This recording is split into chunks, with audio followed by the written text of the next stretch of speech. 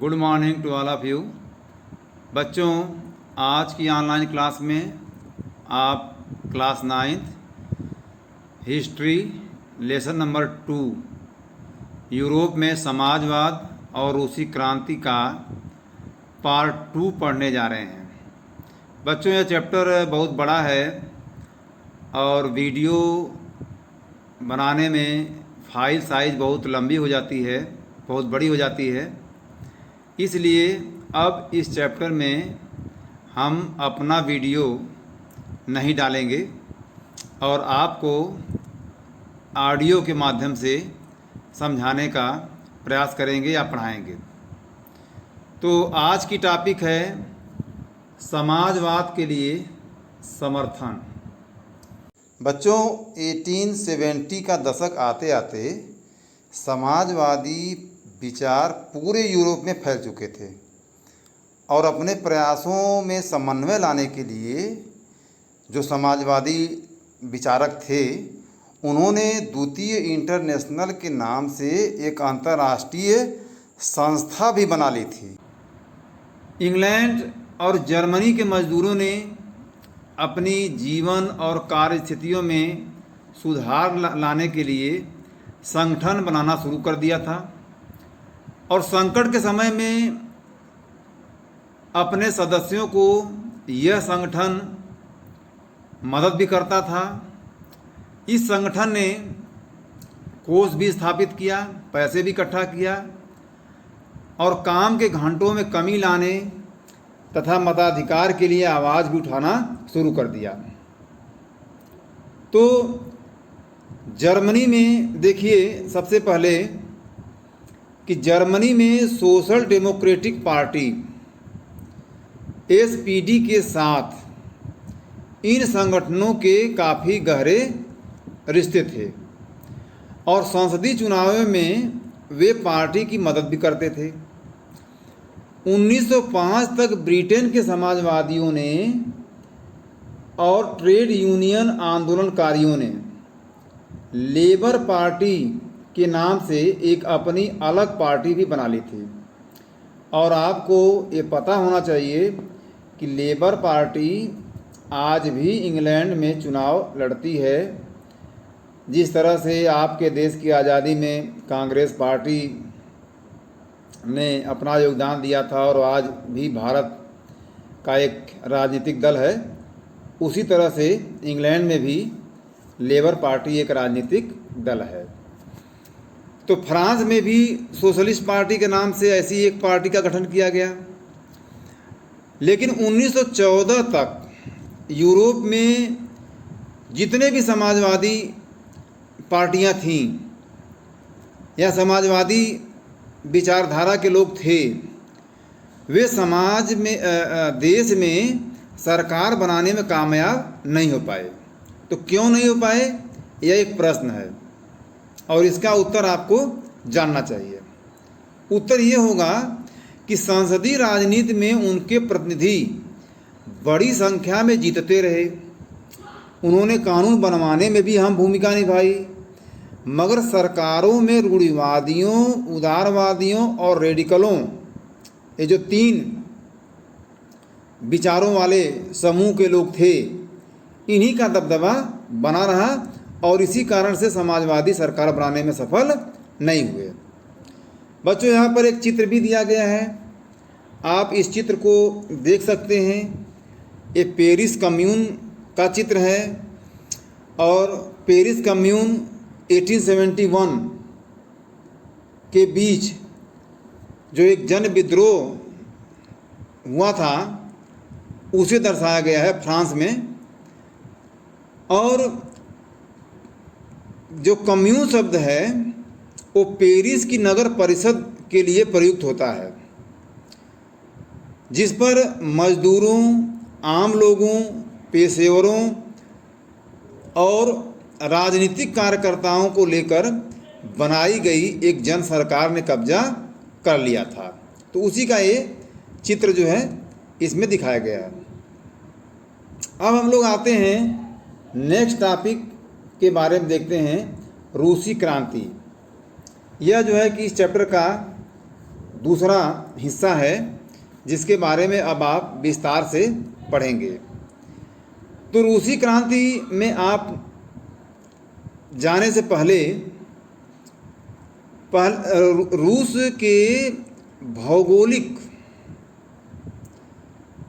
बनावट के बारे में जानेंगे, रूसी साम्राज्य के बारे में समझेंगे और रूस के समाज और अर्थव्यवस्था को भी समझेंगे। तो यूरोप के सबसे पिछड़े औद्योगिक देशों में से रूस था और 1917 की अक्टूबर क्रांति के जरिए रूस की सत्ता पर समाजवादियों ने कब्जा कर लिया। फरवरी 1917 में जो रूस में राजशाही थी, उस राजशाही के पतन और अक्टूबर की घटनाओं को ही अक्टूबर क्रांति कहा जाता है।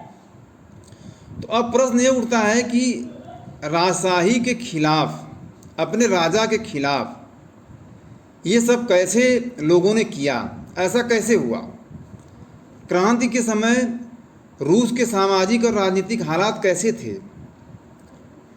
तो इन सवालों का जवाब जानने के लिए हम लोग क्रांति से कुछ साल पहले की स्थितियों पर नज़र डालेंगे। यानी क्रांति से पहले रूस में क्या चल रहा था। तो आप इस टॉपिक में देखिए जिसमें रूस की भौगोलिक संरचना के बारे में बताया गया है आपको, रूसी साम्राज्य 1914 का। तो 1914 में रूस और उसके पूरे साम्राज्य पर जार निकोलस द्वितीय का शासन था। यानी जार निकोलस द्वितीय ही रूसी साम्राज्य का शासक था, राजा था। बच्चों, यहाँ पर आपको एक और भी चीज़ जानना है कि जार शब्द जो है रूस के शासकों के लिए प्रयुक्त होता है। तो मॉस्को के आसपास पड़ने वाले भूक्षेत्र के अलावा आज का फिनलैंड, लातविया, लिथुआनिया, एस्तोनिया और पोलैंड, यूक्रेन व बेलारूस के कुछ हिस्से, ये सब सारे के सारे जो है रूसी साम्राज्य के अंग थे।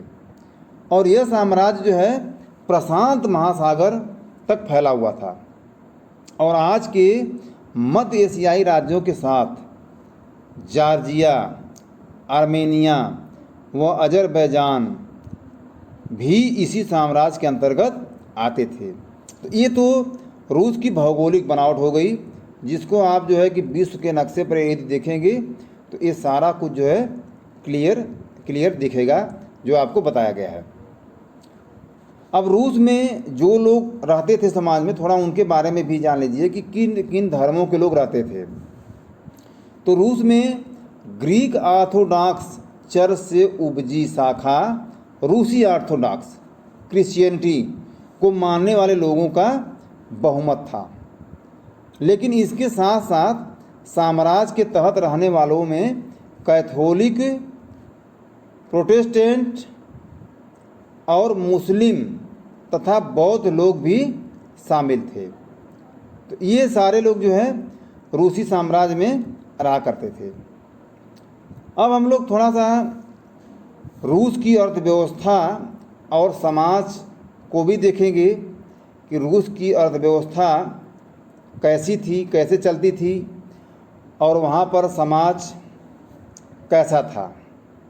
ये सारी चीज़ें आप जब समझेंगे तभी आपको लोगों के असंतोष या का कारण पता चलेगा।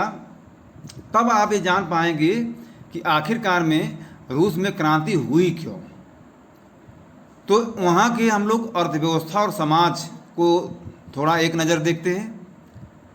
तो 20वीं सदी की शुरुआत में रूस की आबादी का एक बहुत बड़ा हिस्सा खेती बाड़ी से जुड़ा हुआ था। इसका मतलब कि रूस एक कृषि प्रधान देश हुआ करता था और रूसी साम्राज्य की लगभग 85% जनता अपने जीविकोपार्जन के लिए खेती पर ही निर्भर करती थी। यूरोप के किसी भी देश में खेती पर आश्रित जनता का इतना बड़ा प्रतिशत नहीं था। जैसे कि आप देखेंगे फ्रांस और जर्मनी में तो खेती पर निर्भर आबादी सिर्फ 40-50% ही थी, लेकिन रूस में 85% थी। और रूसी साम्राज्य के किसान अपनी ज़रूरतों के साथ साथ बाजार के लिए भी पैदावार करते थे।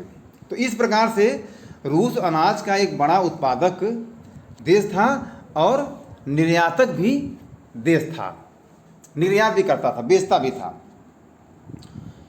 अब एक कृषि की बात हो गई।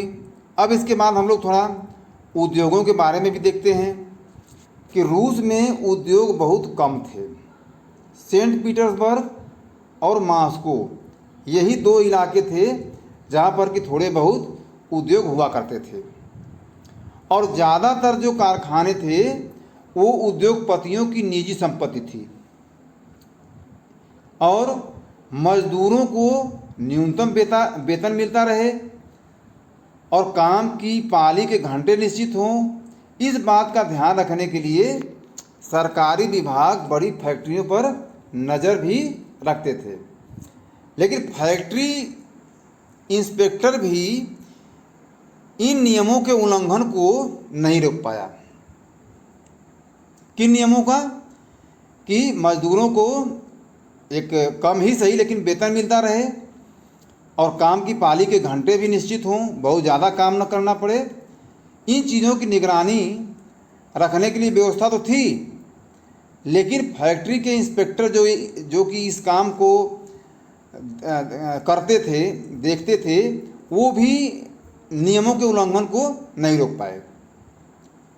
और कारीगरों की इकाइयाँ और वर्कशॉप में काम की पाली प्रायः 15 घंटे तक खिंच जाती थी, जबकि कारखानों में जो मजदूर थे वो आमतौर पर 10 से 12 घंटे की पालियों में काम करते थे। और मजदूरों के रहने की व्यवस्था कमरों से लेकर डॉर्मिटरी तक की थी। अब आप देख सकते हैं डॉर्मिटरी, जैसे आप नवोदय विद्यालय में हैं तो आप डॉर्मिटरी में रहते हैं एक साथ, एक समूह में, तो इस तरह की डॉर्मिटरी जिसमें बहुत सारे लोग जो है सोते थे। अब ये तो आपने जो है कृषि के बारे में देखा, फिर उद्योग के बारे में देखा। अब आप देखिए जो है कि उद्योगों में काम करने वाले जो मजदूर थे उनके हालात कैसे थे। तो सामाजिक स्तर पर मजदूर जो है बटे हुए थे। कुछ मजदूर अपने मूल गांव से संबंध बना के रखते थे, और कुछ मजदूर ऐसे थे जो कि स्थायी रूप से शहरों में बस गए थे। उनके बीच, मजदूरों के बीच योग्यता और दक्षता के स्तर पर भी बहुत फर्क था, काफ़ी फर्क था। सेंट पीटर्सबर्ग में एक धातु मजदूर ने कहा था कि धातु कर्मी मजदूरों में खुद को साहब मानते थे, क्योंकि धातु के काम में प्रशिक्षण और निपुणता की ज़रूरत होती है। तो जो प्रशिक्षित मजदूर हैं, जो निपुण हैं, वो अपने आप को साहब मानते थे। और 1914 में फैक्ट्री मजदूरों में औरतों की संख्या 31% थी, लेकिन उन्हें पुरुष मजदूरों के मुकाबले कम वेतन मिलता था। तो ये सारे हालात जो है मजदूरों को लेकर आपको समझना है। अब आप देखिए कि मजदूरों के बीच पहनावे को लेकर, व्यवहार को लेकर, शहर में रहने वाले मजदूर हैं, गांव में रहने वाले मजदूर हैं, तमाम जो है फासले हैं, अंतर हैं, विभेद हैं। लेकिन इसके बावजूद भी जब किसी मजदूर को नौकरी से निकाल दिया जाता था या उन्हें मालिकों से कोई शिकायत होती थी तो मजदूर एकजुट होकर हड़ताल भी कर देते थे। और 1896 और 1897 के बीच कपड़ा उद्योग में और 1902 में धातु उद्योग में ऐसी काफ़ी हड़तालें भी आयोजित की गई थीं। अब आइए थोड़ा सा हम लोग किसानों के बारे में भी देख लेते हैं। ये तो मजदूरों के हालात थे। किसान देहात की ज़्यादातर ज़मीन पर खेती करते थे, लेकिन विशाल संपत्तियों पर सामंतों, राजशाही और ऑर्थोडॉक्स चर्च का कब्जा रहता था, यानी ज़मीन इनकी, खेत इनके, और खेती करने वाले दूसरे, जिनको आप किसान कहते हैं, वे खेती करते थे दूसरों की ज़मीनों पर। और मजदूरों की तरह किसान भी बटे हुए थे। कुछ किसानों के पास अपनी ज़मीनें भी हुआ करती थी, ये बात अलग है। लेकिन रूस के किसान बहुत धार्मिक स्वभाव के थे, और छोटे मोटे अपवादों को छोड़ दिया जाए तो वे सामंतों और नवाबों का बिल्कुल सम्मान नहीं करते थे। नवाबों और सामंतों को जो सत्ता या हैसियत, जो सम्मान मिला हुआ था, उनकी लोकप्रियता सिर्फ जार के प्रति उनकी निष्ठा और सेवाओं के बदले ही मिली थी। यानी किसान जो है वहाँ पर उनका सम्मान नहीं करते थे। यहाँ पर फ्रांस की तरह स्थिति नहीं थी। आप उदाहरण के लिए देखिए तो फ्रांसीसी क्रांति के दौरान ब्रिटेनी के किसान न केवल नवाबों का सम्मान करते थे, बल्कि उन्होंने नवाबों को बचाने के लिए बाकायदा लड़ाइयाँ भी लड़ी। लेकिन इसके विपरीत आप देखेंगे कि रूस के किसान चाहते थे कि नवाबों की ज़मीन छीनकर किसानों के बीच बांट दी जाए, और अक्सर वे लगान भी नहीं चुकाते थे। कई जगह तो ज़मींदारों की हत्या भी की जा चुकी थी। 1902 में दक्षिणी रूस में ऐसी घटनाएं बड़े पैमाने पर हुईं, और 1905 में तो पूरे रूस में ही ऐसी घटनाएं घटने लगी। तो रूसी किसान जो थे वो यूरोप के बाकी किसानों के मामले में भिन्न थे, एक और मुकाबले में भी भिन्न थे, एक और लिहाज से भी भिन्न थे।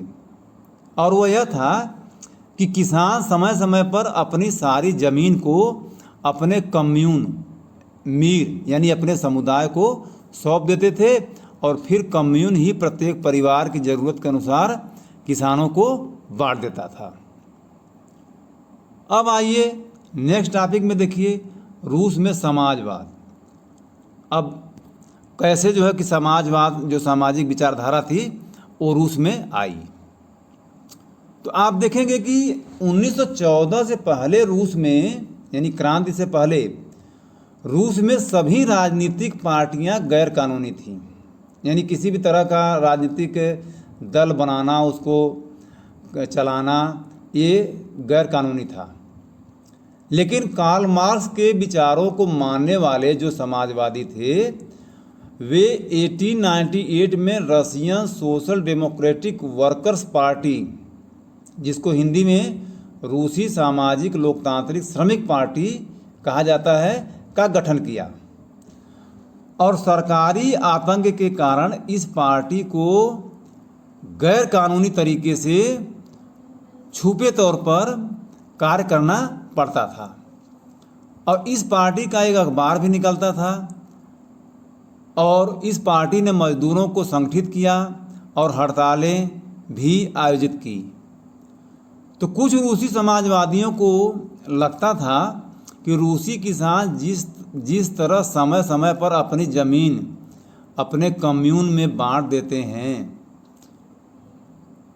तो यह स्वाभाविक है। इससे इस बात का पता चलता है कि रूस के किसान समाजवादी भावना वाले लोग हैं। और इसी आधार पर उनका मानना था कि रूस में मजदूर नहीं बल्कि किसान ही क्रांति की मुख्य शक्ति बनेंगे, और वे क्रांति का नेतृत्व करेंगे, और रूस बाकी देशों के मुकाबले ज़्यादा जल्दी समाजवादी देश बन जाएगा।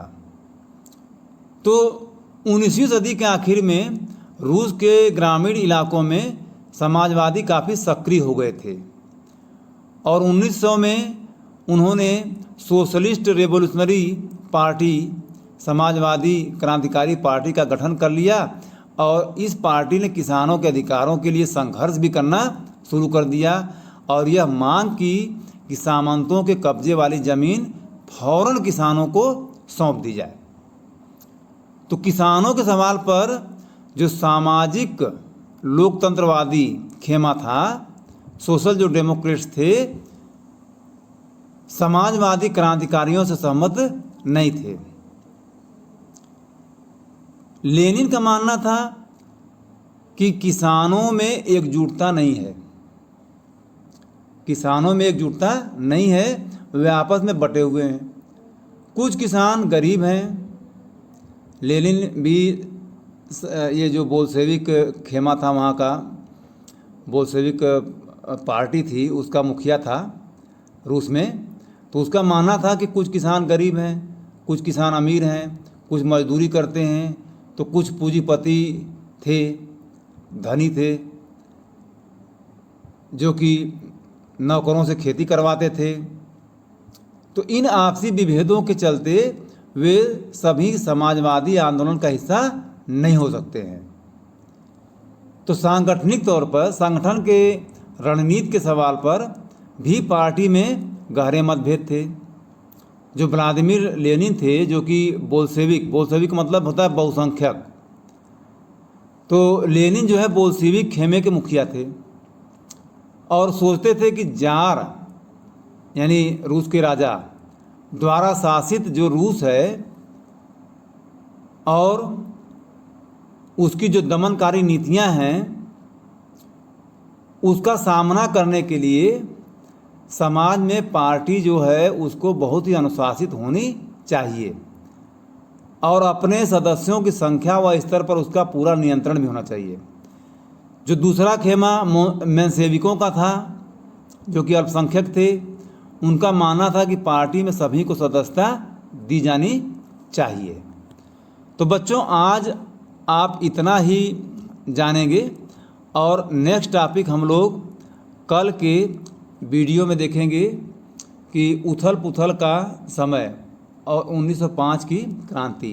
तो ये सारी परिस्थितियां जो है आप समझ गए कि रूस में कृषि, रूस में उद्योग, रूस के किसान, उनके हालात, रूस में जो उद्योगों में काम करने वाले मजदूर थे, उनके हालात इस तरह से थे कि लोगों में असंतोष का कारण पैदा हुआ।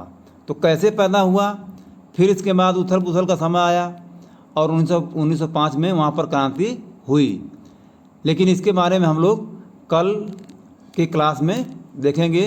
तब तक के लिए सभी को धन्यवाद। सभी बच्चे जो है इसका नोट्स भी तैयार करें तथा प्रश्नों के उत्तर भी लिखें।